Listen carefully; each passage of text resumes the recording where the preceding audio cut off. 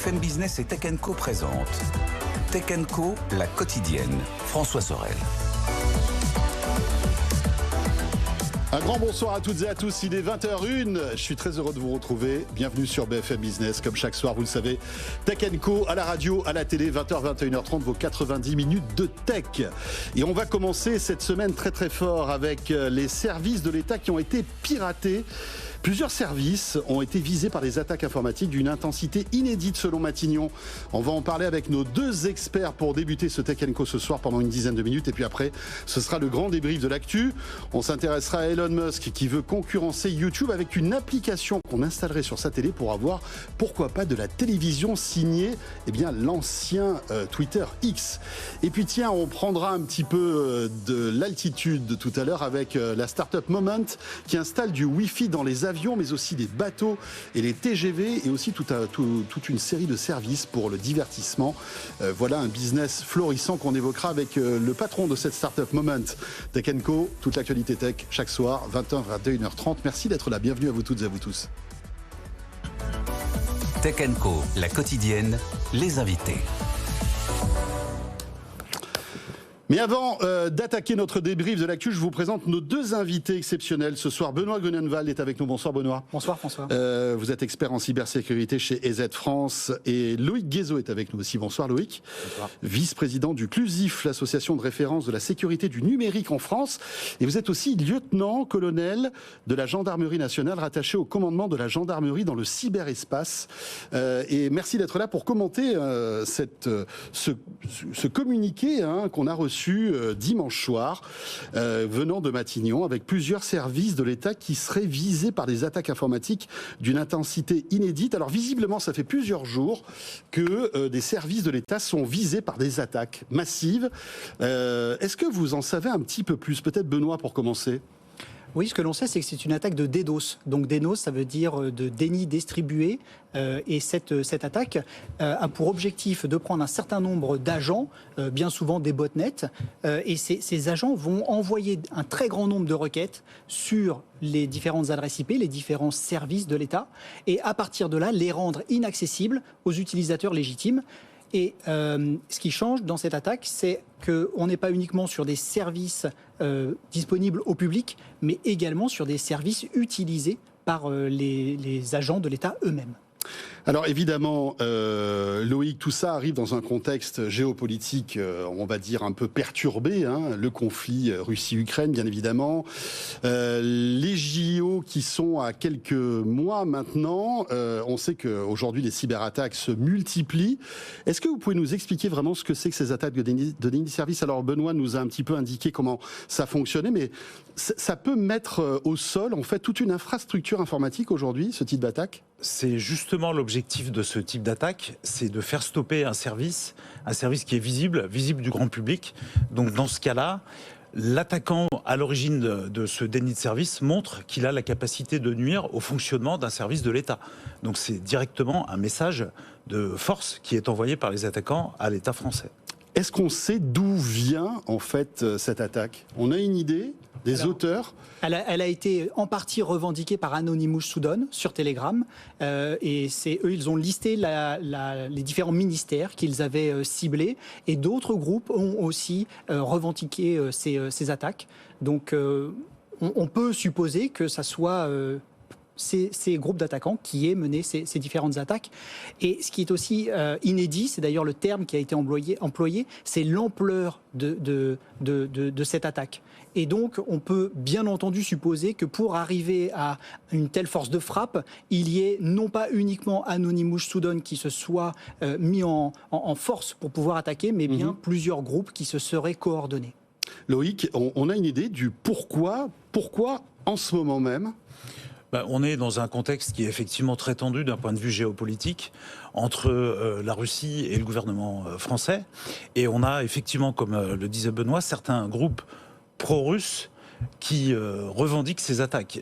Ça fait suite à en fait une annonce qui a été passée en juin de l'année dernière des 4 gros groupes pro-russes dans la mesure où ils allaient s'allier pour lancer une série d'attaques type DDoS. Donc on est bien dans ce prolongement de messages, de confrontation entre des États par des moyens intermédiaires non directement attribuables, mais avec une lecture qui est quand même assez simple. Alors, notamment ont été visés les ministères de l'économie, de la culture, de la transition écologique, les services du Premier ministre, ou même la direction générale de l'aviation civile.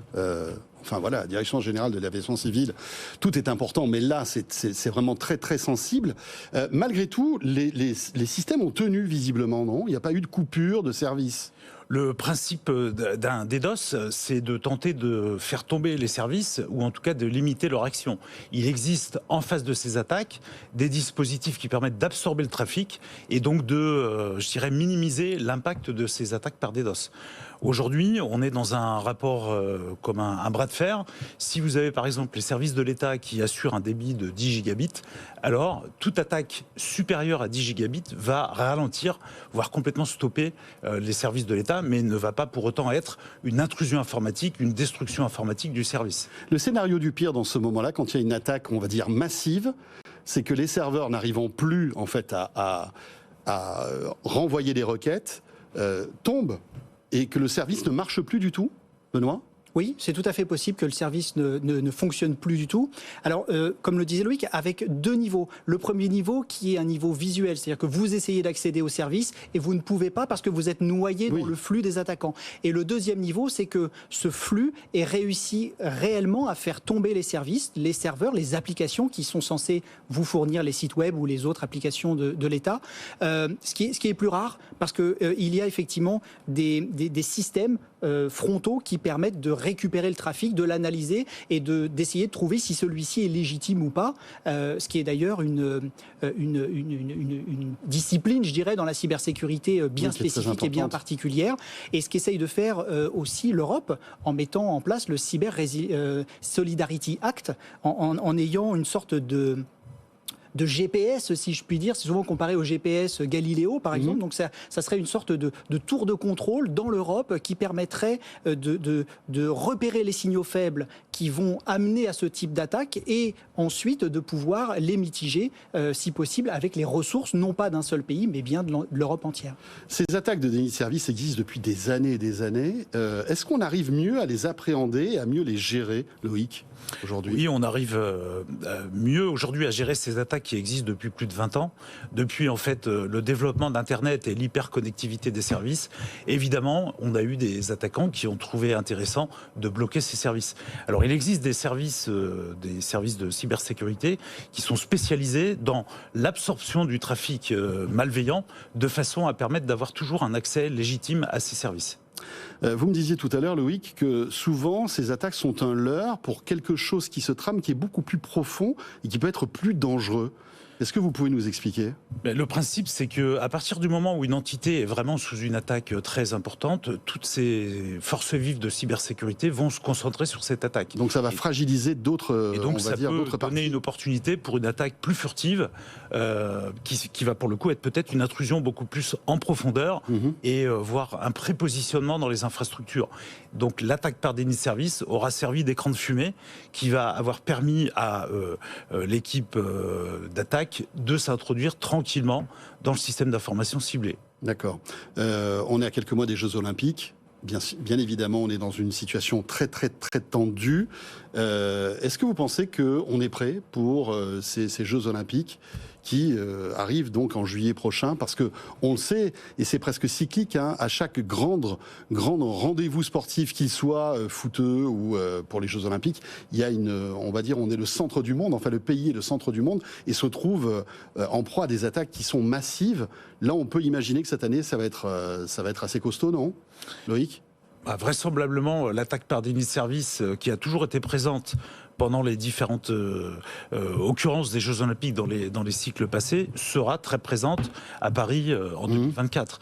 La question, c'est de savoir quels moyens vont être mis en face pour justement absorber ces pics et ne pas tomber sur des dénis de service pendant, par exemple, la cérémonie d'ouverture ou pendant des activités de retransmission en direct mondial des chaînes de télé ou des résultats des compétitions. Oui, parce que Benoît, c'est un moment aussi de vitrine pour ces pirates. C'est-à-dire que s'ils arrivent à faire capoter une cérémonie ou à perturber le bon fonctionnement des jeux, c'est pour eux une victoire et une publicité incroyable, non ? Oui, vous l'avez dit, c'est un événement mondial. Tous les événements mondiaux attirent les cybercriminels pour différentes raisons. Et ça attire également les activistes et les activistes associés à des États qui ont des messages à faire passer. Ils le font d'ailleurs en permanence. On l'a vu au Clusif. Moi, j'interviens dans un groupe de travail qui s'appelle le Panocrime et on fait un panorama de la cybercriminalité de ce qui s'est passé l'année précédente. Et on a noté notamment que les attaques de DDoS sur les collectivités territoriales avaient été nombreuses en 2023. Je pense en particulier à des aéroports, notamment 5 aéroports qui avaient été visés par le même groupe, Anonymous Sudan, qui revendiquaient d'avoir fait tomber les sites web, mais également des villes qui s'est été retrouvées sans site internet pour les mêmes raisons. Donc effectivement, événement mondial, la revendication par DDoS est certainement une des activités qui sera les plus visibles, mais l'ANSSI a aussi, dans son dernier panorama de la menace 2023, évoqué des prépositionnements d'attaquants dans des secteurs sensibles, type énergie. Et de ce que dit l'ANSSI, aujourd'hui, ce que l'on voit, c'est que ces attaquants seraient rentrés dans les systèmes et attendraient l'opportunité de pouvoir, si possible, les mettre à mal. C'est ce que l'on a vu notamment au moment de l'invasion de l'Ukraine par la Russie. C'est-à-dire que là, le virus, enfin en tout cas, leur attaque serait dormante en quelque sorte, c'est ça ? En fait, oui, c'est ça. Oui. L'attaque, ils ont pénétré dans les réseaux. Ils sont dans les réseaux. Ce qu'ils essayent de faire, c'est y rester de manière la plus furtive possible.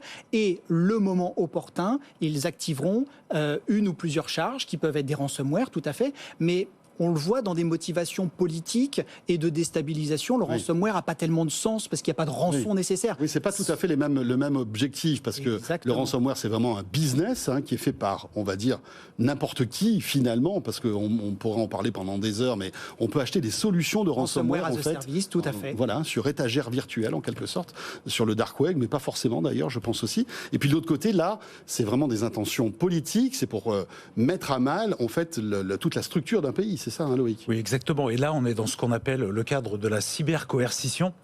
Donc on envoie un message à l'avance à un autre pays en lui disant voilà, je suis capable d'aller dans tes infrastructures, en particulier peut-être d'énergie, et le jour venu, je peux faire off sur tes systèmes. C'est ce qu'a fait la Russie plusieurs fois face à l'Ukraine en 2017-2018. Merci beaucoup, messieurs, pour ces précisions et merci d'être venus aussi rapidement pour commenter cette information concernant donc les services de l'État qui ont été visés par des attaques informatiques d'une intensité inédite, selon Matignon. Merci beaucoup, Benoît Grunenwald, expert en cybersécurité chez Z France. Et merci, Loïc Guézot. Vous êtes vice-président du Clusif et vous êtes aussi lieutenant-colonel de la Gendarmerie nationale rattaché au commandement de la gendarmerie dans le cyberespace. Merci à tous les deux.